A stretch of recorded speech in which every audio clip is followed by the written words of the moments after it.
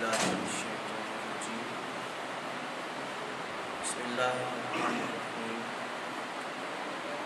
إن الله وملائكته يصلون على النبي يا أيها الذين آمنوا صلوا عليه وسلموا تسليما الصلاة والسلام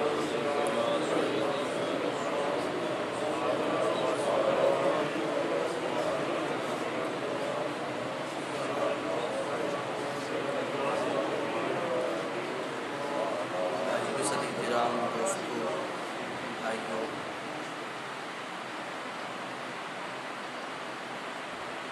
اللہ تعالیٰ کے فضل و کرم سے اور نبی کریم رؤوف الرحیم سرور عالم صلی اللہ علیہ وآلہ وسلم کی نگاہ عنایت سے ہم حامیم سجدہ قرآن مجید کا 41واں سورہ پاک ہے، جس کا ہم آغاز کر چکے تھے اور آج اس کا اختتام بھی ہوگا، اور اللہ نے زندگی دی تو انشاءاللہ سورۃ الشورى کا آغاز کریں گے اور 25ویں پارے کا آغاز ہوگا۔ اللہ تعالیٰ کے فضل و کرم سے آج ہم 13ویں تراویح کا آغاز کر رہے ہیں۔ ہم نے کل جس آیت پاک پہ ختم کیا تھا، پیغمبر کریم سرور عالم صلی اللہ علیہ وسلم سے فرمایا گیا کہ آپ سے وہی بات کہی گئی جو انبیاء سے کہی جاتی ہے، یعنی جب بھی آپ سچائی کی راہ پہ چلتے ہیں تو یقیناً وہی بات کی جاتی ہے جو انبیاء سے کی جاتی ہے۔ انسان کی زندگی جب سچائی سے بھر جاتی ہے تو اس کی زندگی کی مشکلات بھی بڑھ سکتی ہیں۔ پیغمبر کریم سرور عالم صلی اللہ علیہ وسلم کا فرمان پاک ہے، آپ نے فرمایا کہ جو مجھ سے پیار کرتا ہے اس کی طرف مشکلات اس طرح بڑھتی ہیں جس طرح ڈھلوان کے جانب پانی بہتا ہے۔ پیار یقیناً مشکلات لاتا ہے، مگر یہ ہے کہ مشکلات اس وقت آسان ہو جاتی ہیں جب انسان اپنی محبت میں مگن رہتے ہوئے ان مشکلات کو محسوس نہیں کرتا، ورنہ ہماری زندگی میں وہ مشکلات نہیں ہیں جو صحابہ کرام کی زندگی میں مشکلات تھیں۔ چونکہ محبت کا غلبہ تھا اور یقین غالب تھا، اس لیے مشکلات محسوس نہیں ہوتی تھی، ورنہ ہماری زندگی میں جو سہولیات ہیں صحابہ کی زندگی میں وہ ہمیں نظر نہیں آتی۔ وَلَوْ جَعَلْنَاهُ قُرْآنًا، اصل میں اعتراض کی یہاں پہ قرآن مجید نے 5ویں رکوع کی انتہائی آخری آیت میں قرآن مجید نے بتایا کہ انہوں نے اعتراض کیا کہ عربی میں کیوں ہے، عجمی میں کیوں نہیں اترا۔ آپ کو پتہ ہے کہ بھی آٹا گوندتے ہوئے وہ گرتی کیوں ہے، بلا سٹائل ہے پہ عربی میں کیوں اترا ہے اور عجمی میں کیوں نہیں اترا، یعنی کسی اور عجمی زبان میں کیوں نہیں اترا، عربی زبان میں کیوں اترا ہے۔ سادہ بات ہے، جب قوم کا تخاطب عربی والی سے ہے تو بات عربی میں کی جائے گی۔ تو قرآن مجید بتاتا ہے بات یہ ہے کہ تمہارا اعتراض بے جا ہے۔ ویسے انسان قرآن مجید کو پڑھتا ہے تو پڑھنے کے بعد بہت سی باتیں اس پہ واضح ہو جاتی ہیں اور بہت سے اعتراضات بھی اسے سمجھ آنے لگتے ہیں۔ وَلَوْ جَعَلْنَاهُ قُرْآنًا أَعْجَمِيًّا، وہ کہتے ہیں کہ اگر ہم اس قرآن کو عجمی میں اتارتے، اللہ فرماتے ہیں، تو ضرور کہتے کہ لولا فصلت آیاتہ، کیوں نہیں تفصیل کی گئی اس کی۔ بات حیران کن یہ ہے کہ قرآن عجمی ہو اور نبی عربی ہو، عجمی و عربی، یعنی قرآن عجمی زبان میں اترے اور نبی کریم رؤوف الرحیم سرور عالم صلی اللہ علیہ وسلم تو عربی زبان کے ہوں کل، بڑا اہم موضوع ہے۔ پیارے حبیب سرور عالم صلی اللہ علیہ وسلم آپ فرما دیجئے کہ قرآن کو اس اینگل سے نہ لو جس اینگل سے تم لے رہے ہو، بلکہ یوں سمجھو کہ هو للذین آمنوا ھدی وشفاء، یہ قرآن مجید ان لوگوں کے لیے جو ایمان لے آئے ہیں ہدایت بھی ہے، شفا بھی ہے، یعنی ظاہر کی شفا بھی ہے اور باطن کی شفا بھی ہے۔ والذین لا یؤمنون فی آذانہم وقر وهو علیہم عمی، اور وہ لوگ جو ایمان نہیں لاتے ان کے کانوں میں بربادی کا بوجھ ہے، انہیں سمجھ نہیں آتی بات کی، وهو علیہم عمی، اور وہ ان لوگوں پر اندھوں کی طرح ہے، یعنی جس طرح اندھوں پہ کوئی چیز واضح نہیں ہوتی، آپ ان کے سامنے گھنٹوں تقریر کریں سورج کی افادیت پہ اور اس کی روشنی پہ، تو آخر میں اس نے سر ہی ہلا دینا، اس لیے کہ اس نے صرف دیکھا جو نہیں. آپ کہیں اس کا نور ہے بہت، اس کی روشنی ہے بہت، لائٹ اس کی بہت ہے، اس کے سامنے آنکھیں کی جائیں تو چندھیا جاتی ہیں. اب لازمی بات ہے اندھا آنکھیں کرے گا تو چندھا کے اس نے کیا چندھیانا ہے؟ یہ تو چندھیائے گا وہی جس کی آنکھیں ہیں سورج کے سامنے. وہ کہتا ہے دیکھو سامنے کہاں پہ ہے سورج، وہ یوں کر کے دیکھتا ہے سورج، دیکھو میں تو سامنے لے کے کھڑا ہوں، کوئی چندھیائی نہیں ہے. بات دراصل یہ ہے کہ اندھے کو یہ بات اگر سمجھ نہیں آتی تو اس میں کوئی بات نہیں ہے. اولئک ینادون من مکان بعید، حقیقت یہ ہے کہ انہیں آواز دی جاتی ہے ایسی جگہ سے جو بہت دور ہے. چھٹا رکوع شروع ہوتا ہے، قرآن مجید بتاتا ہے بات اور کچھ نہیں ہے ان کے دل میں سوائے شک کے، قدورت کے، عناد کے اور حسد کے کچھ نہیں ہے. یقیناً ہم نے عطا کی موسیٰ علیہ السلام کو کتاب، بس اختلاف کیا گیا اس میں. اختلاف سچائی کی بنیاد پہ نہیں تھا، اختلاف شک کی بنیاد پہ اور اختلاف عداوت کی بنیاد پہ تھا. ولولا کلمۃ سبقت من ربک لقضی بینہم، اور کیوں نہیں ایسا ہوا، اور اگر ایسا ہوتا کہ سبقت کر جاتا آپ کے پروردگار کا کلمہ، یعنی فیصلہ اگر دنیا کے سامنے آ جاتا رب کریم کا تو ان کے درمیان بھی فیصلہ کر دیا جاتا. وَإِنَّهُمْ لَفِي شَكٍّ مِّنْهُ مُرِيبٍ، یقیناً وہ شک میں ہیں، ایسے شک میں جو سوائے شک پیدا کرنے کے کچھ نہیں کر سکتا. مَنْ عَمِلَ صَالِحًا فَلِنَفْسِهِ، جو یقین کی دولت سے مالا مال ہو گیا اور اس نے عمل کیا تو عمل اس کی ذات کے لیے ہے. وَمَنْ أَسَاءَ فَعَلَيْهَا، اور جس نے بدی کی تو بدی کا بوجھ بھی اسی پر ہے. وَمَا رَبُّكَ بِظَلَّامٍ لِّلْعَبِيدِ، ذہن میں رکھیے اس حقیقت کو، آپ کا پروردگار اپنے بندوں میں سے کسی پر بھی ظلم کرنے والا نہیں ہے. 25واں پارہ شروع ہوتا ہے اور قرآن کہتا ہے، ذہن میں رکھو کہ علم قیامت کا خدا کی جانب لوٹ کے جاتا ہے، اسی کے پاس علم ہے سارا. فی الواقع کائنات میں بالذات اپنی ذات کے اعتبار سے کوئی انسان بھی کسی بھی علم کا مالک نہیں ہے. انسان کے پاس جتنا علم ہے خدا کا عطا کرتا ہے. یہ قرآن مجید یہ بتاتا ہے اور یہی ہمارا عقیدہ ہے. وما تخرج من ثمرات من اکمامها، دیکھو کس طرح پروردگار پھلوں سے کور کو ہٹاتا ہے، شگوفہ کیسے پھوٹ کے نکلتا ہے. وما تحمل من انثى، اور جو کچھ مادہ کے رحم میں ہے جو اٹھائے پھرتی ہے رب کریم ہی اسے جانتا ہے، اور جب وہ جنم دے گی رب کریم اس حقیقت سے واقف ہے. وَيَوْمَ يُنَادِيهِمْ أَيْنَ شُرَكَائِي، اللہ فرمائیں گے کہ آواز دو ان کو جو کہاں ہے میرے شرکا. اللہ فرمائیں گے میرے شرکا کہاں ہیں؟ وہ کہیں گے اے اللہ ہم تو انہیں نہیں دیکھ رہے اور وہ موجود نہیں ہیں. وَضَلَّ عَنْهُمْ مَا كَانُوا يَدْعُونَ مِن قَبْلُ وَظَنُّوا مَا لَهُم مِّن مَّحِيصٍ، اور گم ہو گیا ان سے وہ جو عبادت کرتے سے پہلے سے، اور ان کا گمان یہ ہو گیا، یقین یہ بیٹھ گیا کہ اب بچنے کا کوئی راستہ نہیں. مجید انسان کی نفسیات کے حوالے سے بات فرما رہا ہے، اور بڑی خاص قسم کی نفسیات کو قرآن مجید بیان فرماتا ہے. قرآن مجید بتاتا ہے کہ انسان پیسے کو، مال و دولت کو، عزت و شہرت کو مانگتے ہوئے لا یسأم الانسان من دعاء الخیر، کہ انسان تھکتا نہیں ہے، اکتاتا نہیں ہے، مانگتے مانگتے مانگتے مانگتے اکتاتا نہیں ہے، جو ملتا جائے اسے سمیٹتا جاتا ہے، سنبھالتا جاتا ہے.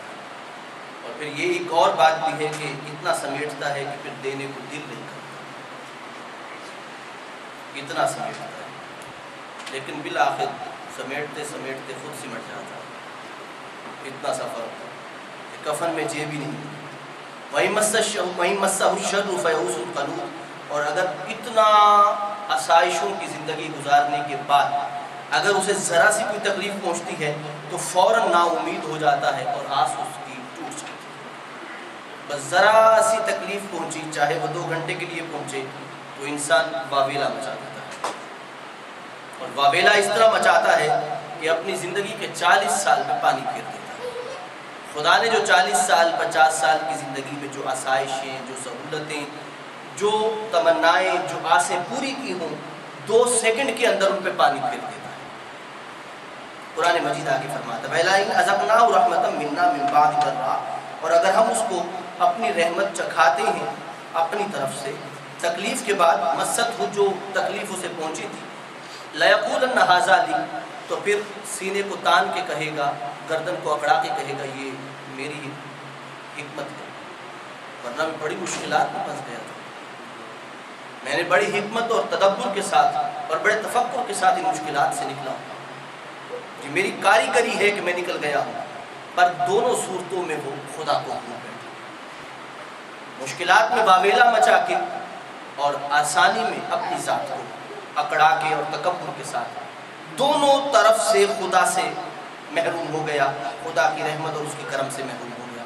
ما ظن الساعۃ قائمہ، اور اسے یہ خیال ہی نہیں آتا، اور وہ یہ کہتا ہے جب اسے نرمی ملے، آسانی ملے، تو وہ کہتا ہے کہ قیامت نہیں، قائم ہونے والی نہیں، کبھی نہیں آئے گی۔ انسان جب بھی کسی کو چارپائی پہ دیکھتا ہے تو انسان کبھی بھی نہیں سوچتا کہ اس کی جگہ پہ میں بھی ہو سکتا ہوں، کبھی نہیں سوچتا، لفظوں کے ساتھ ہو سکتا ہے، مگر ہم نے نماز جنازہ پڑھنے کے بعد بھی دیکھا ہے کہ وہ عین جنازہ گاہ میں یا قبرستان میں ہم نے رویوں کو دیکھا ہے جس سے پتہ چلتا ہے کہ لوگ جھوٹ بولتے ہیں، اس لیے کہ ان کا رویہ بتاتا ہے، باتیں کرنا، گفتگو کرنا، مذاق کرنا، بغتی کسنا، جگت بازی کرنا عین قبرستان کے اوپر، عین اس مقام پہ جہاں پہ ہم نے جنازہ پڑھا ہے اسی مقام پہ سیم ایز اسی طرح کھڑے ہو کے آپ چند سیکنڈ کے بعد انہیں دیکھیں گے۔ قرآن کہتا ہے کہ ان کا گمان بھی ہوتا ہے کہ قیامت صرف اس پہ گزری ہے، وہ چارپائی پہ پڑا ہے، ہم پہ کبھی نہیں گزرے گی، حالانکہ ایسا نہیں ہے۔ وَلَئِن رُجِعْتُ إِلَىٰ رَبِّي، پھر کہتا ہے کہ اگر خدا نخواستہ اس طرح کی بات ہو بھی گئی، میں اپنے رب کی طرف لوٹ کے جاؤں گا جب إِنَّ لِي عِندَهُ لَلْحُسْنَىٰ، اللہ نے میرے لیے بہت خوبصورت چیزیں تیار کر رکھی ہیں، چونکہ دنیا میں آسانی سے رہا ہوں، اللہ آسانی سے رکھیں گے، یعنی یہ اس بنیاد پہ نہیں کہتا، یقین کی بنیاد پہ نہیں کہتا، پر وہ کہتا ہے اگر میں لوٹ جاؤں تو،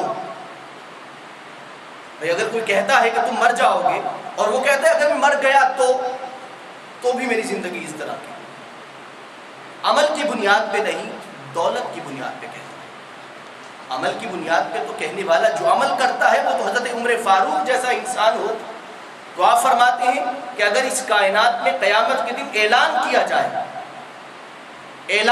جائے کہ صرف ایک شخص نے جہنم میں جانا ہے اور باقی سب نے جنت میں جانا ہے، تو آپ فرمایا کرتے تھے کہ میں گمان کروں گا کہ وہ میں ہوں،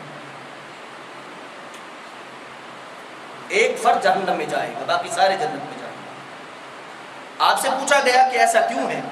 آپ نے فرمایا جب میں اپنے اعمال کی طرف دیکھتا ہوں تو میرا یقین ہے کہ میں جنت میں نہیں جا سکتا۔ یہ کون کہہ رہا ہے؟ آج کا کوئی نہیں کہہ رہا انسان، یہ وہ صحابی کہہ رہے ہیں جو رسول اللہ کی صحبت سے فیضیاب ہوئے، اور یقین کی حالت یہ تھی ان کی کہ آپ نے فرمایا کہ اگر کوئی یہ کہتا ہے خدا کی جانب سے چلو اعلان ہو جاتا ہے اس بات کا کہ بھی صرف ایک شخص جنت میں جائے گا باقی کوئی نہیں جائے گا، تو آپ فرمان لگے میں یقین کروں گا کہ وہ میں ہوں۔ آپ سے پوچھا گیا ایسا کیوں ہے؟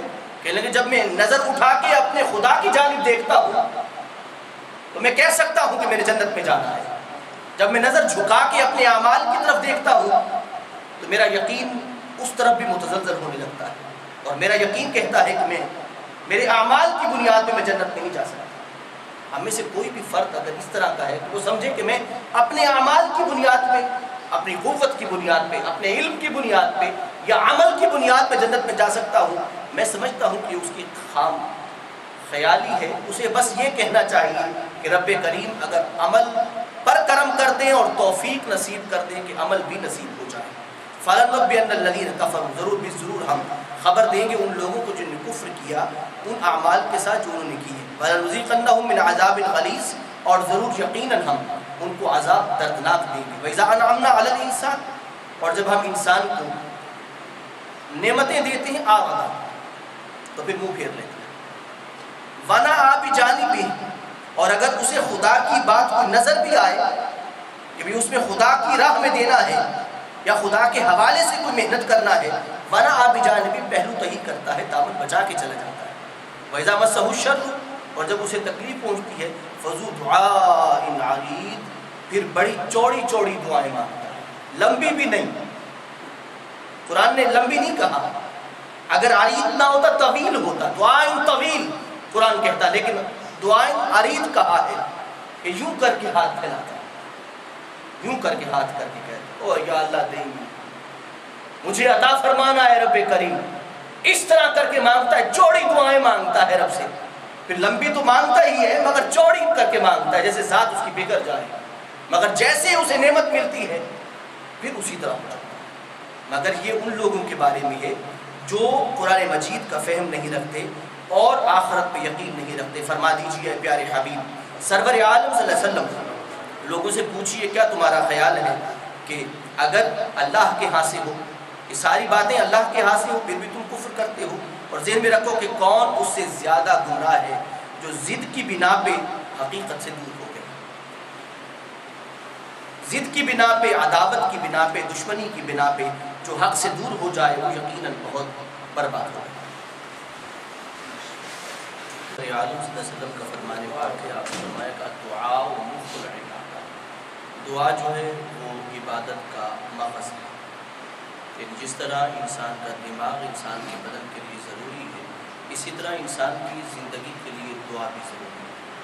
مگر دعا مفادات کے تحت نہیں ہے, دعا فوائد کے تحت نہیں ہے, یا دعا اس بات کے تحت نہیں ہے کہ میرا یہ کام پورا ہو جائے. دعا دراصل مانگنا ہے, سوال کرنا ہے, اور سوال خدا سے کرنا جو ہے وہ صرف اس کی ذات کے حوالے سے, ہدایت کے حوالے سے, انوار کے حوالے سے اور انسانیت کی بہتری کے حوالے سے. یعنی سوال کا ایک معیار ہوتا ہے. سوال جب خدا سے کیا جاتا ہے, آپ سمجھتے ہیں اس حقیقت کو کہ کبھی بھی آپ کسی وزیر اعظم سے سوئی نہیں مانگیں گے, اور یقینی بات ہے کہ کسی کے مرتبے اور مقام کے مطابق اس سے سوال کیا جائے. اس لیے حضرت فاطمہ الزہرا رضی اللہ تعالی عنہا کے بارے میں ہے کہ آپ ساری کائنات کے لیے مانگتی مگر اپنی ذات کے لیے نہ مانگتی. تو حضرت امام حسین رضی اللہ تعالی عنہ نے عرض کی کہ امی جان آپ پوری کائنات کے لیے مانگتی ہیں مگر اپنی ذات کے لیے نہیں مانگتی. تو آپ نے فرمایا کہ جو رب ساری کائنات کو میری زبان کی لاج رکھتے ہوئے عطا کرے گا تو کیا وہ میری جھولی کو محروم کر دے گا. آپ نے جس سے سوال کرنا ہے اس کے سٹیٹس کو بھی دیکھیں, اس کے مقام کو بھی دیکھیں. انسان یہ نہیں ہے کہ انسان سوچے کہ اب مشکلات میں ہوں تو اب رب سے مانگنا ہے, اب میں آسانی میں ہوں تو رب سے مانگنے کی ضرورت نہیں ہے. دعا یہ نہیں ہے کہ آپ یوں کر کے اٹھ جاتے ہیں, اور دعا بڑی پلان بھی نہیں ہوتی کہ آپ نے پلان کر کے دعا مانگنا ہے, یوں بھی نہیں ہوتی. وہ ایک کیفیت کا نام ہے جب آپ اپنے رب سے مانگتے ہیں, اور ایک ذوق کا نام ہے, ایک شوق کا نام ہے, ایک رجحان کا نام ہے کہ ہر لمحے آپ اپنے رب کی ذات کی جانب سوال کی طرح رہتے ہیں. آپ کے چہرے پہ سوال رہتا ہے. آپ اس بات کو اس طرح سمجھ سکتے ہیں کہ جو شخص ہر دم جستجو میں رہتا ہے, تلاش میں رہتا ہے کسی نہ کسی چیز کی, خدا کے بیانات کی, خدا کی باتوں کی, اپنے نبی کی باتوں کی جستجو میں رہتا ہے, یہ ایک سوال ہے. اسی لیے پیغمبر کریم سرور عالم صلی اللہ علیہ وسلم ہمیشہ یہ دعا فرماتے تھے, اللہم ارنا الحق حقا, اے اللہ مجھے سچ کی اندر کی حقیقت بتا, یعنی میری جستجو کو تازہ رکھ.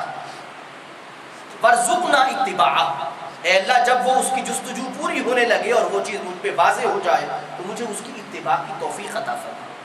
اللہم ارنا الباطل باطلا, اے اللہ جو باطل ہے, غلط ہے, جھوٹ ہے, اس کے اندر کا جو بطلان ہے, جو اس کے باطل ہونے کی اندر کی گہرائی ہے وہ بھی مجھے دکھا دے.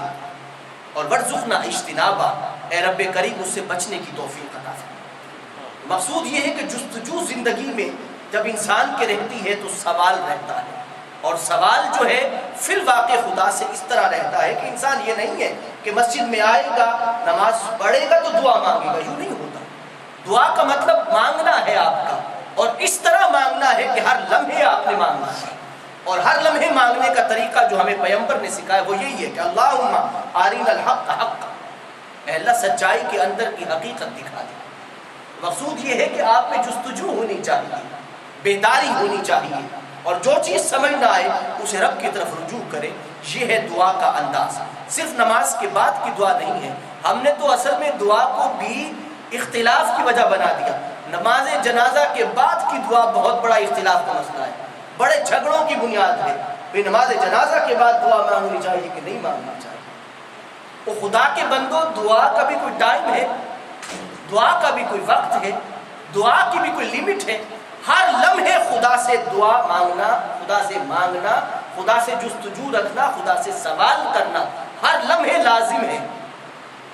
یہ مسلمان کی شان ہے کہ وہ کسی خاص وقت میں نہیں مانگتا، مشکل میں نہیں مانگتا، آسانی میں نہیں مانگتا، وہ خدا سے خدا کی خاطر ہی مانگتا ہے، اس میں اس کی اپنی ذات نہیں آتی۔ یہی تو کمال ہوتا ہے۔ سنریہم آیاتنا، ان قریب ہم دکھائیں گے انہیں اپنی آیات، آفاق میں، پوری دنیا میں دکھائیں گے، پوری کائنات میں، وفی انفسہم، ہم انہیں بہت سی نشانیاں دکھائیں گے جو ان کی جانوں میں ہیں، حتیٰ کہ یتبین، یہاں تک کہ واضح ہو جائے گا ان کے لیے کہ وہ حق ہے۔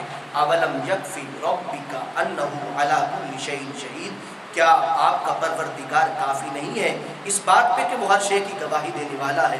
یاد رکھو، ذہن میں رکھو، آگاہ رہو کہ یقیناً وہ شک میں ہے اپنے رب کے ملنے سے، اور آگاہ رہو اس بات سے کہ ہر شے جو ہے اسے رب کریم گھیرنے والا ہے۔